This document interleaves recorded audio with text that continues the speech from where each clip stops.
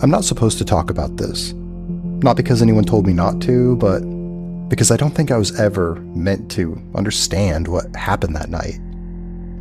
This job listing said that I would just be monitoring these 11 security cameras in a small little commercial building on a night shift with no interactions. I thought, easy money. But when I got there were 12 cameras. I found the job posting around like 2 in the morning. I wasn't even looking for work, I just couldn't sleep that night. I was scrolling through local listings, different gigs, odd jobs, overnight stuff, and that's when I saw it. But there was no company name, no logo, and no description beyond night monitoring position. Quiet environment, must remain on site for full shift. $300 per night. That alone should have made me just scroll past it, but I didn't. There was a number at the bottom, and there was no email or application link. It just said, text for details. So I did. I sent, "Is it still available?" I expected nothing, but less than a minute later, I got a reply. "Yes. Can you start tonight?" No introduction, no questions, just that. I remember staring at my phone thinking, this just doesn't feel right. But for $300 a night, just sitting and watching cameras, I told myself, dude, you're just overthinking it. So I said yes. The address that they sent me took me about 25 minutes outside of the city, in an old industrial area. It wasn't abandoned, but wasn't really active either. The kind of place that feels like it used to matter, and then it didn't.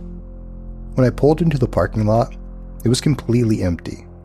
No cars, no lights, except for one, on the second floor.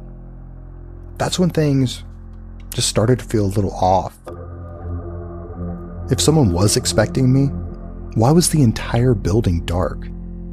I sat in my car for a minute longer than I should have, thinking about just leaving. But I didn't. I grabbed my phone, I locked the car, and I went inside.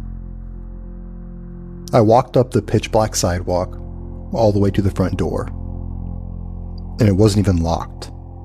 It opened, just easy. It almost felt too easy. Like no alarm, no sound, no resistance. It just opened. Inside the building, the air was cool. Not stale like some abandoned place. It honestly smelled clean. Like someone had maintained the building. The floors were spotless. All the desks were arranged neatly. All the chairs were pushed in. It definitely didn't look unused. It just looked paused. Like everyone had stepped out of time and just never came back. Right after stepping inside and just kind of collecting myself, that's when I saw something. Standing at the end of the hallway, it was a man. He didn't make any sound. I don't even know how long he'd been there. He was just watching me. He was like middle-aged, plain clothes, and nothing really stood out about him except how still he was. I yelled out, "Hey, I'm here for that job." He didn't respond right away. He just nodded once, and then walked slowly towards me. No handshake, no introduction, just handed me a key card and said, "The monitoring room is at the end of the hall. Your shift's up at 6 a.m. and don't leave the room during your shift." And that was it. I tried to ask something, like anything, like, "Hey, how many cameras?" But he was already walking away. And before I could say anything else, he turned a corner and I literally never saw him again. The monitoring room was exactly where he said it would be, at the very end of the hallway. The door had been slightly opened, and inside it was dim. It was only lit by the glow of the monitors. There was one desk, one chair, and a big wall of screens with 11 camera feeds. All labeled: parking lot, main hallway, stairwell, office spaces. Seriously, everything just looked normal, empty, still, and quiet. So I sat down, and for the first hour, nothing even happened. It was around 11:30 when I started noticing the small things. Nothing obvious, just things that seemed weird and off. One of the hallway cameras would flicker occasionally, like a dropped frame. The parking lot camera, it showed a car that I didn't remember seeing earlier. But when I looked out the window, the lot was empty. I told myself it's just a delay in the feed, like seriously an old system or bad connection, nothing big. But then I noticed something else. Every camera had a number, a label, 1 through 11. Except there was a space, a blank slot, like something was missing. Shortly after midnight, every screen flickered at the same time, but just for a second. Then everything came back on. Except now, they were 12. Camera 12. No label, no location, just grainy, dim-lit image. I leaned forward trying to make sense of it.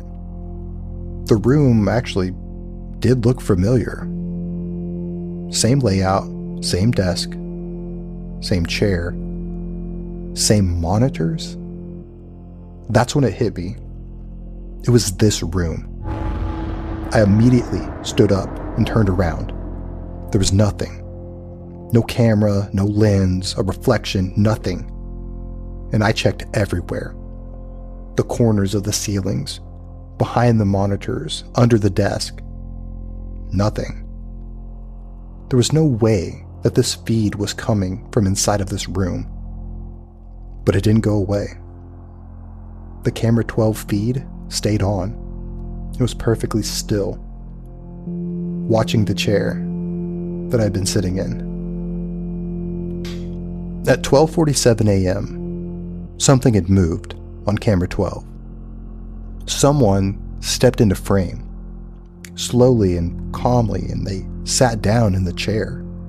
My chair. I froze because I wasn't standing. I was literally watching this happen. This person looked exactly like me. Same clothes, same posture. But it wasn't reacting. It wasn't aware of me. It just sat there, staring into the cameras. I took a step back, and the chair behind me creaked, and at the same time, the version of me on camera 12 stood up. But I hadn't moved yet. It was ahead of me, like it already knew what I was going to do. And that's when it looked directly into the camera and smiled. I jumped up and ran to the door. It was locked. And the key card that he had given me before, it didn't work. I swiped it again. Red flashing lights. I turned back to the monitors. All 11 original feeds were gone. They were all black screens, except for camera 12. It still remained. The image changed. Now it was showing the hallway outside. The same hallway I walked through earlier. And someone was standing there, facing the door. They weren't moving, just waiting. The handle, it slowly started to move, like somebody was testing it. I looked back over at the screen, and the figure started to tilt its head, and then it stepped closer. That's when I realized it wasn't trying to get in. It was waiting for me to open the door.